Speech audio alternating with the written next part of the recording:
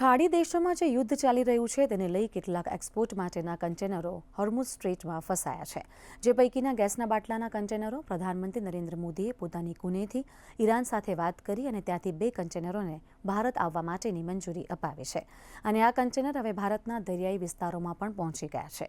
જે અંગે Saurashtra chamber of કોમર્સના પ્રમુખ નલિનભાઈ ઝવેરીએ જણાવ્યું હતું કે ભારતમાં ગેસની અછત નહીં થાય અને દેશના પ્રધાનમંત્રીની વિશ્વ લેવલે કૂટનીતિ કામ કરી રહી છે અને વિશ્વ લેવલે તેમની નામના વધી છે. સમગ્ર વિશ્વ જે પરિસ્થિતિનો સામનો કરી રહ્યું છે ત્યારે ઈરાન સાથે આપણા સંબંધો કાયમ રહે, નોર્મલ રહે એટલે ગઈકાલે એમના પ્રતિનિધિ સાથે ટેલિફોનિક ચર્ચા કર્યા પછી આપણા એલપીજી ભરેલા જે જહાજ છે એ ત્યાંથી રવાના થઈ ગયા છે. એવા શુભ સંદેશાઓ મળ્યા છે અને એના કારણે ગુજરાતની પરિસ્થિતિ ખૂબ જ નોર્મલ હોય એવું અત્યારે ફીલ થાય છે. નરેન્દ્રભાઈનો ઉદારવાદી સ્વભાવ અને એનો એક જ સ્વભાવ છે કે કોઈ પણ દેશનો વિકાસ થવો જોઈએ. યુદ્ધ એ કોઈ પણ પરિસ્થિતિનો ઉકેલ છે જ નહીં. દરેક દેશના પ્રતિનિધિઓએ ટેબલ ઉપર સામે બેસીને એનો ઉકેલ લાવવો જોઈએ. આ એનો વિચાર છે ને, એ જ બહુ મોટી વાત છે.